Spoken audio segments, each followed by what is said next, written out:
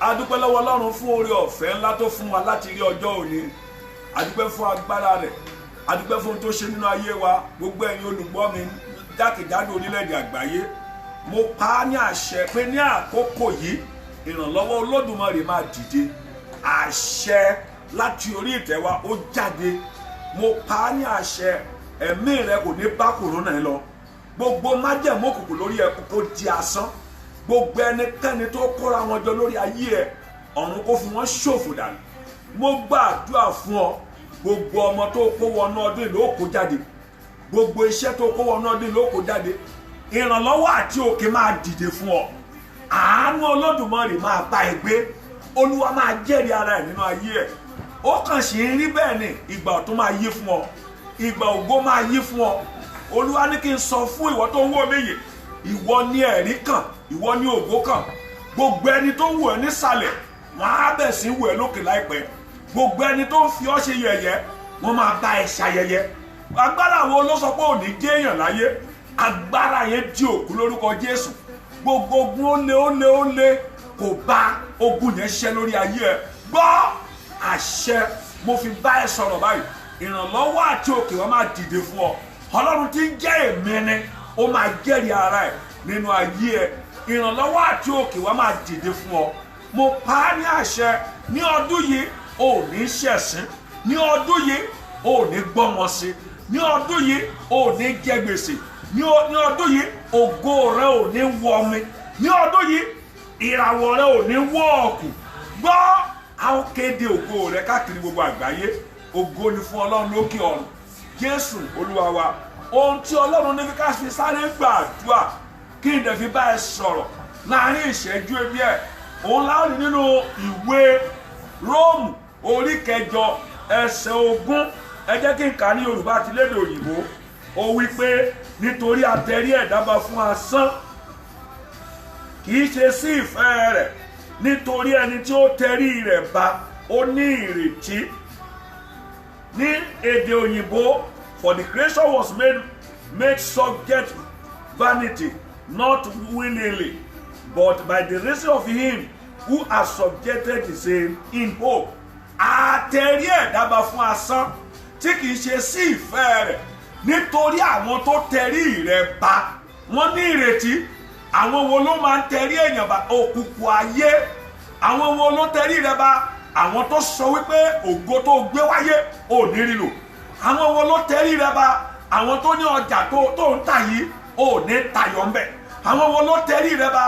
Àwọn abatẹnijẹ́, àwọn tó ń bà ọ́ jẹ́ lọ́dọ̀ àwọn olóore, àwọn tó ń bà ọ́ jẹ́ lọ́dọ̀ àwọn aláàánú, àwọn tó ní kò sáyè fún ọ láti jẹ́ èèyàn, àwọn tó ní kò sáyè fún ọ láti débi gíga. Àwọn yẹn ni ó tẹrí rẹ̀ bá. Bíbélì sọ pé àtẹrí ẹ̀dá bá fún asán tí kì í ṣe sí ìfẹ́ rẹ̀. Àwọn wo ló tẹrí rẹ̀ bá? Ẹni tí a tẹrí rẹ̀ bá kì í ṣe ìfẹ́ rẹ̀. Ipò òṣì tó wà kì í ṣe ìfẹ́ rẹ̀. Agbára kan ló tẹ orí ẹ̀ bá. Ipò gbèsè tó wà yìí kì í ṣe ìfẹ́ rẹ̀. Agbára kan ló tẹrí rẹ̀ bá. Ipò àìlọ́lá tí ó wà yìí, àìní físà tó wà yìí, àìjẹ́ èèyàn tó wà yìí kì í ṣe ìfẹ́ rẹ̀. Agbára kan ló tẹrí rẹ̀ bá. Ohun tí mo mọ̀ nípa òkùnkùn láyé ni pé they are oppressor. Wọ́n máa tẹrí èèyàn bá. Àwọn wo ló ní onírògbòlò láyé? Àwọn wo ni ò fẹ́ kó jẹ́ èèyàn láyé? Àwọn wo ni ò fẹ́ kó tẹ̀síwájú láyé? Nítorí àtẹrí ẹ̀dá bá fún asán tí kì í ṣe sí ìfẹ́ rẹ̀. Nítorí náà kì í ṣe ìfẹ́ rẹ̀ ló wà yìí. Kì í ṣe ìfẹ́ rẹ̀ ìwọ tó wà nílò òyìnbó pé kó má rí ìwé ìgbélù. Agbára kan ló tẹrí rẹ̀ bá. Kì í ṣe ìfẹ́ rẹ̀ ìwọ tó jẹ́ pé o ti lọ́kọ o rọ́mọ bí. Agbára kan ló tẹrí rẹ̀ bá. Kì í ṣe ìfẹ́ rẹ̀ ìwọ tó ti kàwé tó ríṣẹ́. Agbára kan ló tẹrí rẹ̀ bá. Kì í ṣe ìfẹ́ rẹ̀. Kì í ṣe ìfẹ́ rẹ̀ ìwọ tó jẹ́ pé o ti ń ṣe admission láti ọjọ́ tó ti pẹ́ ṣùgbọ́n wọ́n jẹ́ kó jíjáàbù ó jẹ́ kó wọlé. Kì í ṣe ìfẹ́ rẹ̀. Agbára kan ló tẹrí rẹ̀ bá. Nítorí pé Bíbélì pé àtẹrí ẹ̀dá bá fún asán tí kì í ṣe sí ìfẹ́ rẹ̀. Nítorí àwọn tó tẹrí rẹ̀ bá wọ́n ní ìrètí. Torí náà agbára wo ló tẹrí rẹ̀ bá? Ìrètí wo ni wọ́n retí? Agbára tó tẹrí rẹ̀ bá. Ẹnikẹ́ni tó wà ní di ọ̀rọ̀ ẹ, ẹnikẹ́ni tó ní òní jẹ́ èèyàn, ẹnikẹ́ni tó lòdì ń lọ wájú, ẹnikẹ́ni tí inú ẹ̀ dùn nínú òkùnkùn nítorí ipò tó wà yìí, mo pa á ní àṣẹ nítorí pé ó dá àwọn áńgẹ́lì gẹ́gẹ́ bí ẹ̀mí, àwọn ìránṣẹ́ rẹ̀ gẹ́gẹ́ bí ọwọ́ iná. Àyà yóò pa àwọn àjòjì ẹ̀mí, wọ́n á fi ìbẹ̀rù gbogbo sápò níbi kọ́lọ́ gbogbo nítorí pé a gbé gáàsì fún ní orúkọ tó ju gbogbo orúkọ lọ. Bẹ́ẹ̀ ni orúkọ Jésù kí gbogbo ekúkú máa wólẹ̀, àtòtí bẹ ní ọ̀run àtòtí bẹ ní ìsàlẹ̀ rẹ̀, gbogbo agbára tó tẹrí rẹ̀ ba ní orúkọ Jésù bóyá kan gbiná sọnù nítorí pé iná ṣáájú Olúwa ó sì tú àwọn ọ̀tá rẹ̀ run. Àwọn ọ̀tá rẹ̀ tó tẹríba, òkùnkùn ilé bàbá, àjẹ́ ilé bàbá rẹ̀, àjẹ́ ilé ìyá, àwọn agbára ayé tó tẹrí rẹ̀ ba pé 2020 yìí ó tún ní jẹ́ èèyàn, irú agbára bẹ́ẹ̀ kó di òkú ní orúkọ Jésù. Mo pa á láṣẹ ni mi ò dá lábàá, tí mo bá jẹ́ wòlíì àti ikọ̀ àkìrìṣẹ́ Ọlọ́run, gbogbo ẹni tó sọ ẹ mójú kan, gbogbo ogun tí ò jẹ́ kó lẹ́rìí, gbogbo ogun tó ní ó máa la ọdún já láìrírí ọdún, gbogbo ogun tó ní ó máa la ọ̀sẹ̀ kọjá láìrírí ọ̀sẹ̀, gbogbo ogun tó ní ó máa la oṣù kọjá ònírírí oṣù, gbogbo ogun tó sọ pé ó máa la ire ọjọ́ kọjá láìrírí ọjọ́, ogun yẹn ní orúkọ Jésù kó gbiná sọnù bẹ́ẹ̀ nítorí pé Ọlọ́run máa tú ẹ lẹ̀. Àtẹ̀rí ẹ̀dá bá fún asán. Romans chapter 8 verse 20. Àtẹ̀rí ẹ̀dá bá fún asán. Ìwé ìgbélú tó fẹ́ gbà tán jẹ́ kó rí yẹn, agbára lé ni. Nǹkan rẹ̀ ò kì í rọrùn fún ọ, agbára kan ló tẹ̀rí ẹ̀ bá. Àti lóyún wá di ìṣòro fún ọ, ó dẹ̀ jẹ́ ọmọ Ọlọ́run, agbára kan ló tẹ̀rí ẹ̀ bá. Àti kọ́lé ó wá lé koko fún ọ, gbogbo ilẹ̀ tó rà àwọn ọmọ onílẹ̀ ti gbà mọ́ ẹ lọ́wọ́, agbára kan ló tẹ̀rí rẹ̀ bá. Ilé tó lọ rẹ́ǹtì ó ń sọ ọmọ nù ní, ọmọ tó kó wọbẹ̀ ó lè kó wọn jáde, agbára kan wà tó ń tẹ̀rí ẹ̀ bá. Àtẹ̀rí ẹ̀dá bá fún asán tí kì í ṣe sí ìfẹ́ rẹ̀, nítorí àwọn tó tẹ̀rí rẹ̀ bá wọ́n máa ní ìrètí. Number one, ìrètí àwọn tó tẹ̀rí rẹ̀ bá ni pé kó má jẹ́ èèyàn láyé. Gbọ́, ìrètí àwọn tó tẹ̀rí rẹ̀ bá ni pé kó má kó lójú kan. Ìrètí àwọn tó tẹ̀rí rẹ̀ bá ni pé kó má rí ọwọ́ mú. Ìrètí àwọn tó tẹ̀rí rẹ̀ bá ni pé kí ògo rẹ̀ kó má yọ̀ láyé. Gbogbo agbára tó tẹ̀rí rẹ̀ bá tán retí ọjọ́ tó wà sọkún tó wà tọrọ, agbára yẹn di òkú lónìí. Gbọ́, mo pa á ní àṣẹ, mi ò dá lábàá, ó di ẹni ìtúsílẹ̀. Àtẹ̀rí ẹ̀dá bá fún asán tí kì í ṣe sí ìfẹ́ rẹ̀, nítorí àwọn tó tẹ̀rí rẹ̀ bá wọn nírètí. Jẹ́ kí n sọ àwọn tó tẹ̀rí àwọn ọmọ Ísírẹ́lì bá. Wọ́n tẹ̀rí àwọn ọmọ Ísírẹ́lì bá fún 430 years. Ọ̀pọ̀lọpọ̀ wọn pátápátá oko ẹrú ni wọ́n kú sí. So mọ́ ṣe fẹ́ náà nìyẹn, mọ́ ṣe tẹ̀rí màmá rẹ bá nìyẹn, mọ́ ṣe tẹ̀rí ìyá rẹ bá wọn jẹ́ kó jẹ́ èèyàn. Ṣùgbọ́n nítorí pé o gbọ́, o bá fídíò yìí pàdé, o dẹ̀ share ẹ̀. Gbogbo ẹ̀dá tó gbọ́ tó dẹ̀ share ẹ̀, gbogbo agbára tó tẹ̀rí rẹ̀ bá fún asán, tán wá ń retí ọjọ́ tó máa sọ ògo nù, tán wá ń retí ọjọ́ tó máa kú tògótògó, agbára yẹn ó yá ló kọjá kó gbiná sọnù bẹ́ẹ̀. Iná ṣáájú Olúwa ó sì tú àwọn ọ̀tá rẹ̀ run. Àyà yóò bá àwọn àjòjì ẹ̀mí, wọ́n á fi ìbẹ̀rù bójú sáàkó níbi kọ́lọ́ gbogbo. Àtẹ̀rí àwọn ènìyàn bá, àtẹ̀rí Ádámù àti Éfà bá, Sátánì tàn wọ́n jẹ. Ohun tí mo mọ̀ nípa àwọn tó máa ń tẹ̀rí èèyàn bá ni pé wọ́n á fi ẹ̀tàn mú ọ. So Sátánì wí fún Éfà wípé ìwọ kì yóò kú ikú kúkú kankan. Gbọ́, tó o bá ti sí ní ọ̀dọ̀ Ọlọ́run, wọ́n máa tẹ̀rí rẹ̀ bá. Ẹni tí ò bá ti ní Ọlọ́run, ó rọrùn láti tẹ̀rí rẹ̀ bá. Má rò pé ojú lásán ni o, má dẹ̀ rò pé àmúwá Ọlọ́run ni, pé ipò tí mo wà yìí àmúwá Ọlọ́run ni. Agbára kan ló tẹ̀rí rẹ̀ bá. Ìròmìròmi tó ń jó lórí omi, onílù ẹ̀ wà nísàlẹ̀ odò, ogun tó ń jà yìí àwọn kan wà nídìí ẹ̀. Gbogbo ẹni tó wà nídìí ọ̀rọ̀ rẹ kó tó pé ọjọ́ méje síbi tí mo ti sọ̀rọ̀ yìí, kó ṣẹ̀ṣẹ̀ ẹni tó ń fogun jà ọ́, gbogbo agbára lè lé bàbá rẹ, every powers of your father's house, every powers of your mother's house, Holy Ghost fire will consume them. Agbára ọ̀run máa dáná sun wọn.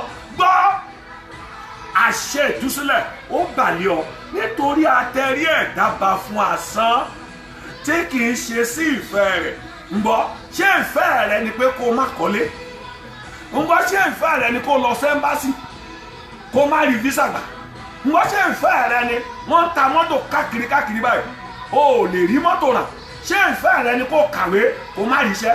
ṣé ìfẹ́ rẹ ni kó beautiful kó má lọ́kọ ṣé ìfẹ́ rẹ ni kó marry kó má lọ́mọ agbára kan ní àtẹ̀rí ẹ̀dá bá fi asán tí kì í ṣe sí ìfẹ́ rẹ̀ gbogbo agbára tó mọ gbé ìgbé ayé tí kì í ṣe sí ìfẹ́ rẹ̀ agbára yẹn lónìí kó di òkú bẹ́ẹ̀ nítorí pé iná ṣáájú Olúwa ó sì ju àwọn ọ̀tá rẹ̀ rú gbogbo agbára tó tẹ̀rí rẹ̀ bá agbára yẹn kó yá wèrè bá agbára yẹn kó gbiná dá gbogbo agbára tó tẹ̀rí rẹ̀ bá tó lóòní lọ́mọ nílé ọkọ ẹ̀ agbára yẹn kó ṣẹ̀sìn dànù gbogbo agbára tó lóòní tẹ́gbẹ́ gbogbo agbára tó ní gbogbo ọmọ tí ìyá rẹ̀ bí kò sí kankan tó máa tayọ bóòlù yẹn ṣe máa bí ọmọ mẹ́rin tí kankan ò ní tayọ tí gbogbo wọn á dẹ̀ sórí ibú bóòlù yẹn ṣe máa bí ọmọ méje tí gbogbo wọn á dẹ̀ sórí ibú òṣì wọn ní kò gbúdọ̀ lọ ní ìran mẹ́ta ìran kìíní tòṣì ìran kejì tòṣì ìran kẹta ló tún wà ó tún fẹ́ tòṣì ìran mẹ́ta ò gbúdọ̀ tòṣì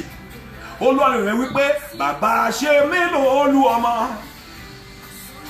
ayérayé ṣe mí lóòlù ọmọ borí bá pẹ́ nílẹ̀ adire ìran mẹ́ta ò gbọ́dọ̀ ní olóṣì bàbá ṣe mí lóòlù ọmọ ọlọ́run àtúndá ṣe mí lóòlù ọmọ ọlọ́run Bishop John Talabi ṣe mí lóòlù ọmọ borí bá pẹ́ nílẹ̀ adire ìran mẹ́ta ò gbọ́dọ̀ ní olóṣì bàbá ṣe mí lóòlù ọmọ bó ló ṣe máa bí ọmọ mẹ́rin mẹ́ta méjì tí ò ní sólú ọmọ láàrin wọn tí ò ní sí kan tó máa tayọ agbára kan ló tẹrí wọn bá pàápàá agbára tó máa ń tẹrí èèyàn bá agbára ilé bàbá ènìyàn agbára ibi tá a bí ọ sí the powers of your father's house tí a bá rí ibi tó o bá wà agbára kan wà okùn kan wà tó so ẹ mọ́ ogun ìran bàbá rẹ ogun yẹn lónìí Olúwa jà ìtàkùn tó bá ti ní kéèrín bá rodò